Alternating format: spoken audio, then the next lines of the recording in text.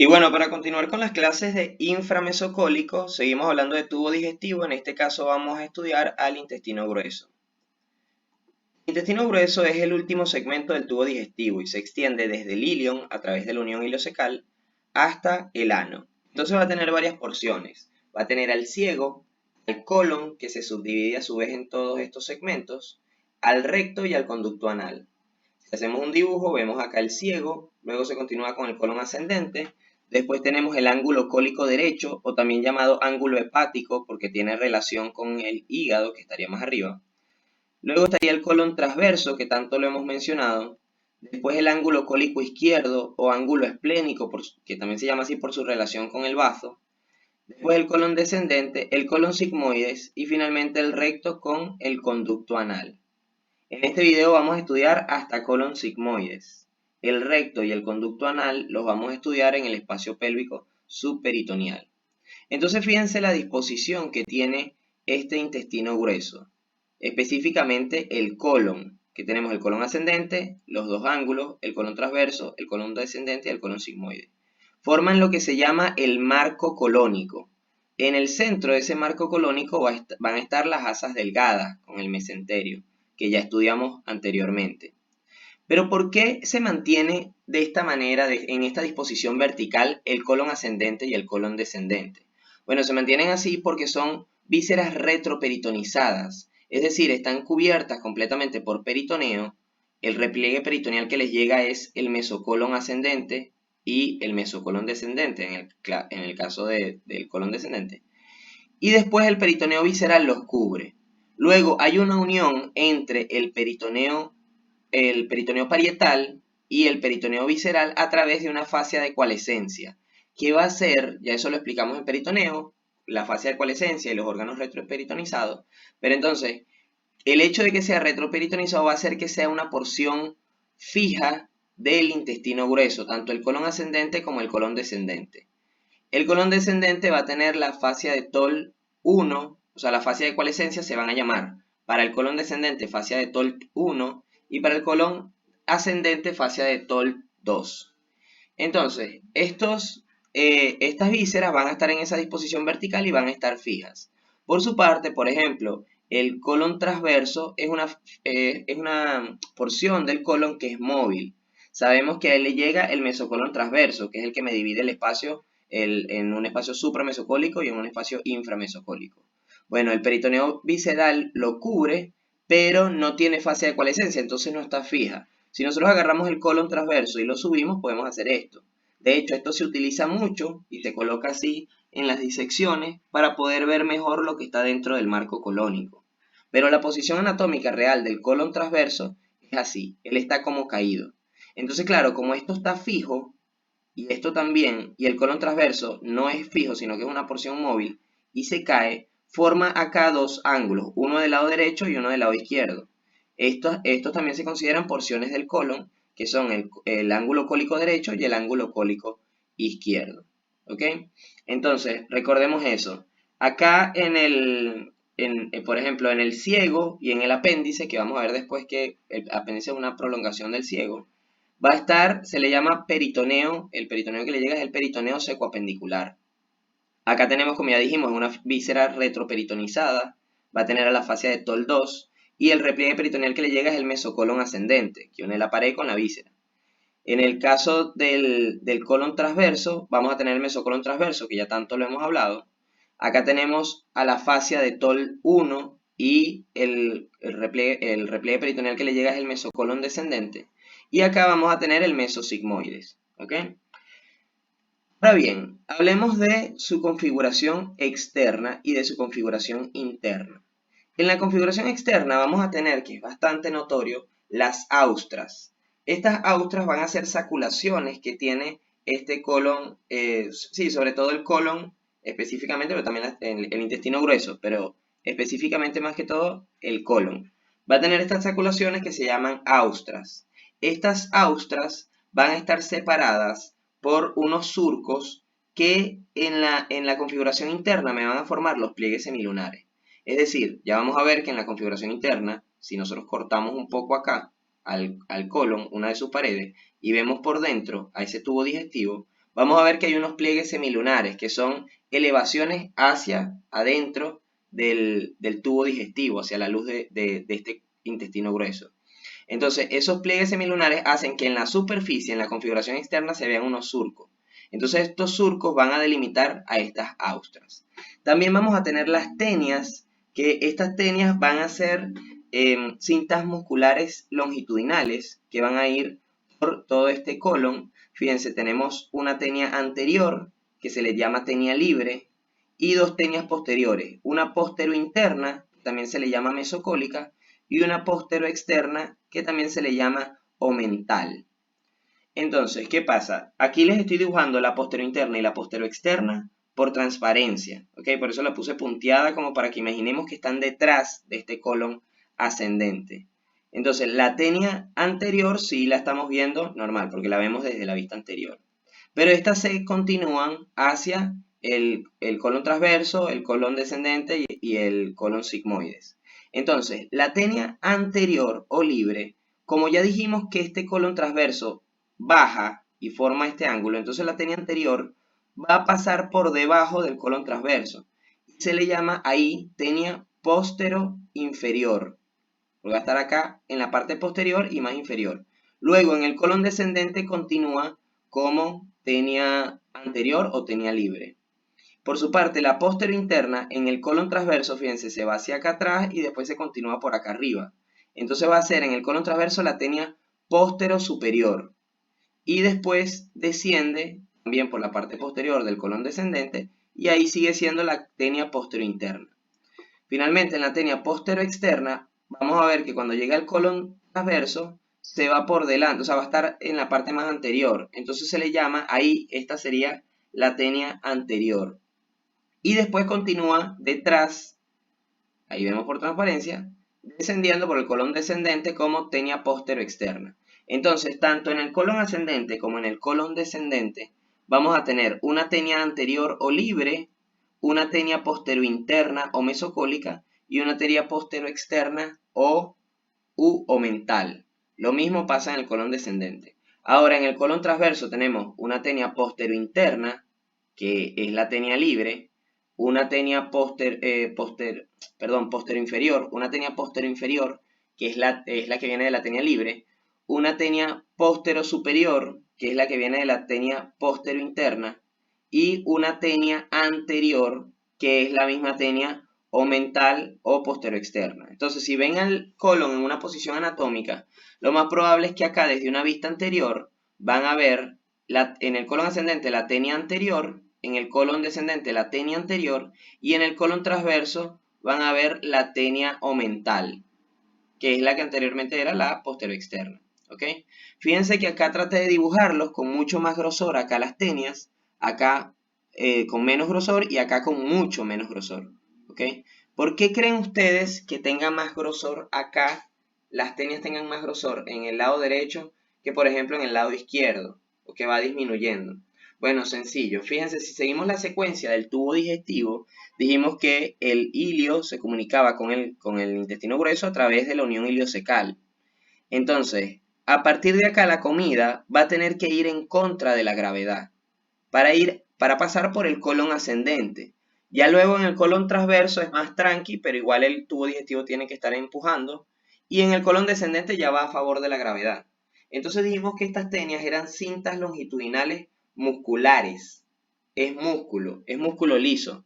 Es el músculo que usa esta parte del tubo digestivo para poder impulsar esas estructuras a través de estos movimientos que se llaman peristaltismo, que lo van a ver en fisiología, en donde el tubo digestivo va empujando todo el bolo alimenticio a través del mismo tubo digestivo. Entonces, obviamente, el colon ascendente tiene que hacer mucho más trabajo, tiene que hacer mucho más ejercicio que el colon descendente, porque tiene que llevar ese bolo alimenticio en contra de la gravedad. Por eso las tenias acá son mucho más gruesas.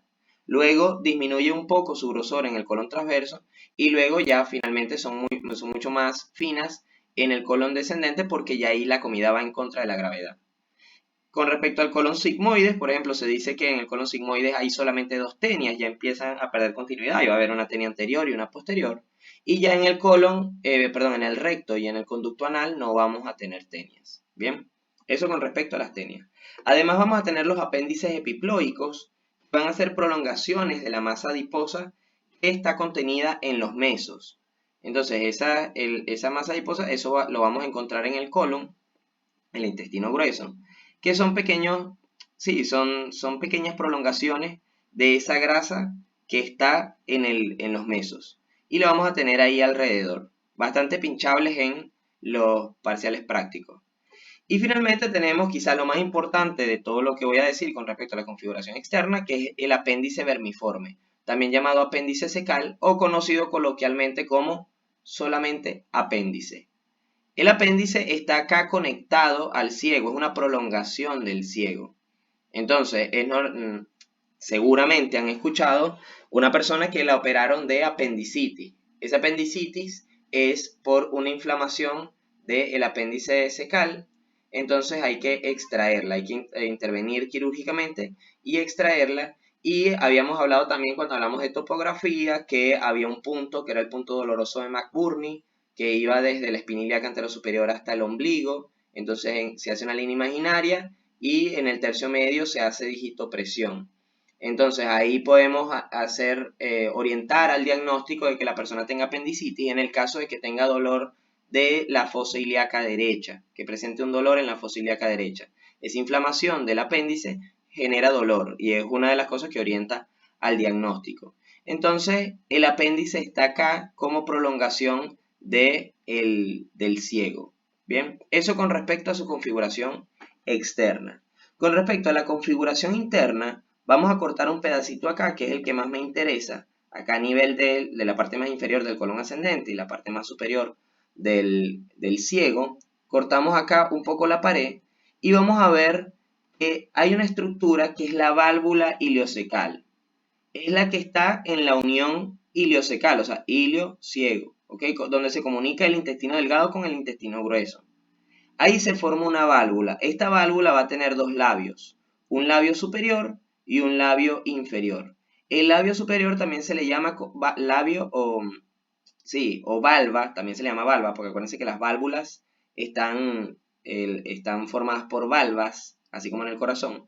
Entonces, esta valva o labio se le llama también valva iliocólica, ¿ok? Ilio, porque el ilio está acá, y cólica porque va hacia el colon ascendente, va hacia arriba, en relación con el colon ascendente.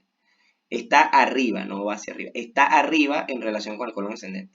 Y el labio inferior también se le llama valva iliocecal, porque está en relación con el ciego. En los extremos de esas valvas, en donde se unen las dos valvas, van a estar los frenillos, un frenillo derecho y un frenillo izquierdo, que son los frenillos, la respuesta sería frenillo de la válvula iliocecal. Entonces, acá en este pedacito, lo más normal es que corten en una pieza anatómica en la disección, es que el corte se haga acá. O sea, el colon nos sirve completico en la disección así, entero, con los apéndices epiploicos, con las tenias en su posición anatómica, o en el caso de querer ver cosas que están en el marco colónico, dentro del marco colónico subimos al colon transverso, pero así está bien. En cambio, las estructuras internas que importa, la estructura interna que importa en anatomía del colon, del colon o del intestino grueso, es la válvula iliocecal. Entonces se suele cortar acá un pedacito de la pared para poder ver a profundidad la configuración interna, la luz de ese tubo digestivo, y ahí vemos entonces a la válvula iliocecal, que tiene un labio superior o valva iliocólica, un labio inferior o valva iliocecal y los dos frenillos. Aparte también en todo el colon vamos a ver los pliegues semilunares. Estos pliegues son elevaciones, o sea, elevaciones de la mucosa, que van a corresponder a los surcos que les dije que separaban a las austras en la configuración externa. Acá tenemos entonces una vista del colon transverso, de la imagen del néter. Fíjense entonces, del colon transverso, perdón, no, del intestino grueso, de la imagen del néter. Fíjense que entonces acá tenemos el ilion que se continúa a través de la unión iliocecal, donde está la válvula iliocecal, con el intestino grueso. Entonces acá tenemos hacia abajo el ciego y aquí el apéndice vermiforme, apéndice secal o apéndice. Luego hacia arriba colon ascendente, ángulo cólico derecho, colon transverso, ángulo cólico izquierdo, colon descendente, después colon sigmoide, después recto y después conducto anal. Bien. Vemos entonces en su configuración externa que van a estar estas saculaciones, que son las austras, separadas por estos surcos que corresponden a los pliegues semilunares. Acuérdense que en intestino delgado hablamos de pliegues circulares. Acá estamos hablando de pliegues semilunares. Entonces estos pliegues semilunares van a generar en la superficie esos surcos que separan a las austras, que son las saculaciones. Aparte también vamos a tener los apéndices epiploicos. Fíjense que habíamos dicho que eran prolongaciones de la grasa que está en los mesos, del tejido adiposo que está en los mesos. Y además tenemos las tenias. Fíjense como en el colon ascendente y en el colon descendente vemos así, de primera vemos la tenia libre o tenia anterior. Luego vemos acá, retrayendo esto, hablando esto hacia acá, moviéndolo, girándolo, vemos un poco la tenia omental o tenia póstero externa. Y acá en el caso del colon descendente, movieron un poco acá para poder ver la tenia mesocólica o tenia póstero interna. ¿Ok? Entonces la tenia póstero interna en el ascendente estaría acá, porque es así interno, obviamente. Y en el descendente estaría acá. La tenia póstero externa estaría acá en el ascendente y acá en el descendente. Pero entonces fíjense que en el colon transverso, como hace las dos flexuras estas, porque es la parte de la víscera que es móvil, entonces se cae en su posición anatómica, está caída hacia acá. Vemos que no podemos ver la tenia anterior o libre, porque estaría pasando por acá, por detrás de esto. Pero sí vemos, como les había dicho, la tenia anterior del colon transverso, que sería la misma tenia omental, que es la postero externa. Entonces la postero externa sube por todo esto, va por la cara posterior, y aquí se vuelve anterior en el colon transverso. Y después vuelve a bajar y acá ya no la vemos. Bien. Recuerden que las tenias en el colon ascendente son mucho más gruesas que en el colon descendente. Ahora bien, cortamos acá, que es lo más normal que se haga. No se suele cortar en otra parte del colon en la disección porque no es tan aprovechado. Se aprovecha bastante acá donde vemos, acá sí vemos esta imagen solamente del ciego y de parte del colon ascendente. Aquí vemos entonces la válvula iliocecal. Fíjense, este es el ilio que termina comunicándose a través de la unión iliocecal con el intestino grueso. Entonces acá tenemos la válvula iliocecal, que tiene un labio superior o valva iliocólica, un labio inferior o valva iliocecal y los frenillos, que están hacia los laterales en la unión de estos dos labios. ¿Ok? Entonces esta es valva iliocólica de la válvula iliocecal. Esta que está arriba es la valva iliocólica de la válvula iliocecal y la que está abajo es la valva iliocecal de la válvula iliocecal. O si no se quieren complicar, labio superior de la valva iliocecal, labio inferior de la valva iliocecal. ¿Ok? Vemos entonces el ilion, acá vemos el apéndice, fíjense el orificio del apéndice, cómo se comunican el apéndice y el ciego. Y vean esta diferencia, acá fíjense cómo está redondito y acá está como más achatada esa valva. ¿Por qué creen que sea así? Bueno, la respuesta es la siguiente. Así se ve in vivo, ¿ok? Y así lo vamos a ver en la pieza anatómica. En una persona viva, la válvula iliocecal tiene esta morfología. En un cadáver, por ejemplo, en la pieza anatómica que estemos estudiando, se va a ver de esta manera, donde se notan mejor entonces su labio superior, su labio inferior y los frenillos.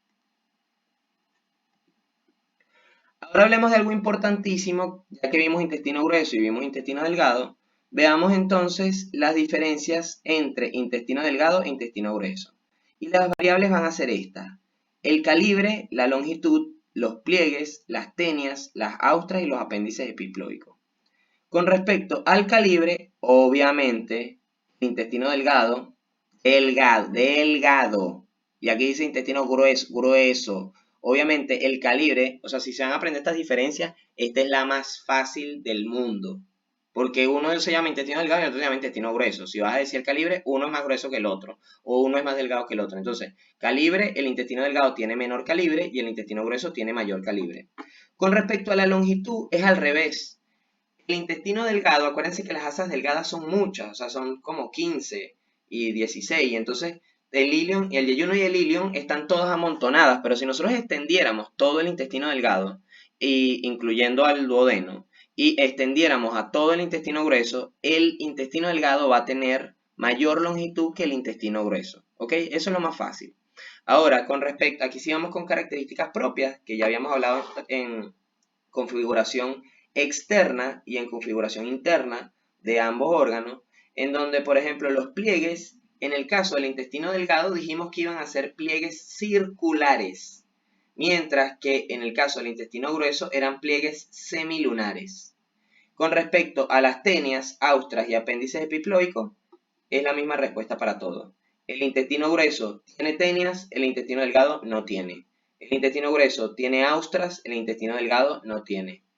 En los apéndices, el intestino grueso, perdón, tiene apéndices epiploicos, el intestino delgado no tiene. Entonces, esas serían las diferencias entre el intestino delgado y el intestino grueso. Aquí vemos una imagen de un corte coronal de una vista anterior del espacio, perdón, de una vista anterior de la cavidad abdominal en general. Fíjense, acá abajo está el recto, la vejiga, esto sería el espacio pélvico subperitoneal.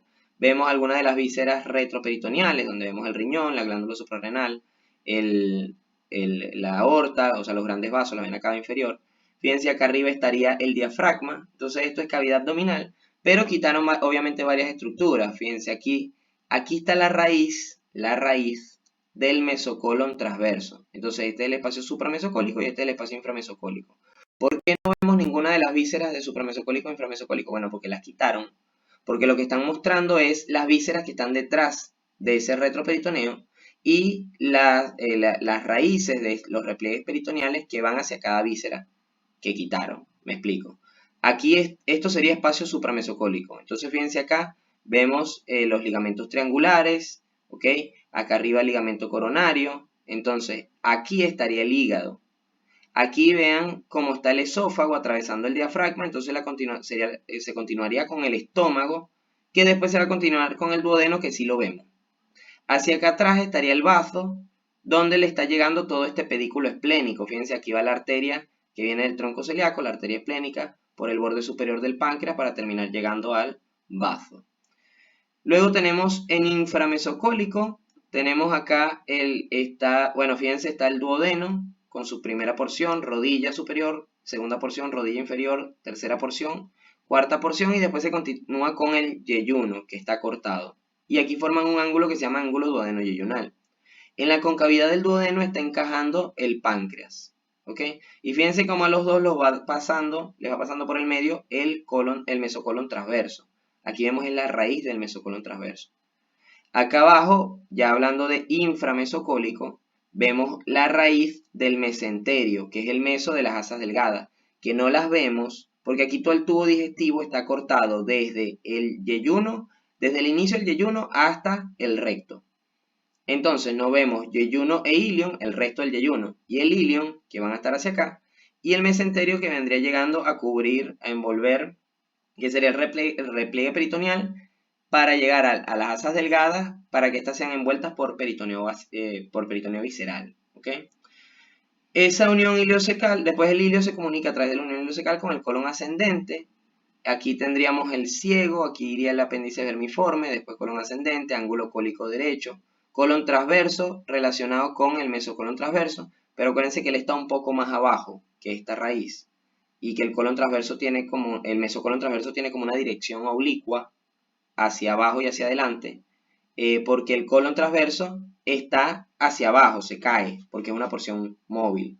El colon, después el ángulo cólico izquierdo, en relación con el bazo, el colon descendente, el colon sigmoides y finalmente se continúa con el recto. Recuerden entonces que el colon ascendente y el colon descendente son porciones fijas y por eso mantienen su disposición vertical gracias a que son vísceras retroperitonizadas y detrás de ellos está la fascia de Toll 1 y fascia de Toll 2. Y con eso terminamos con intestino grueso. Espero que les haya gustado y bueno, nos vemos en el próximo video.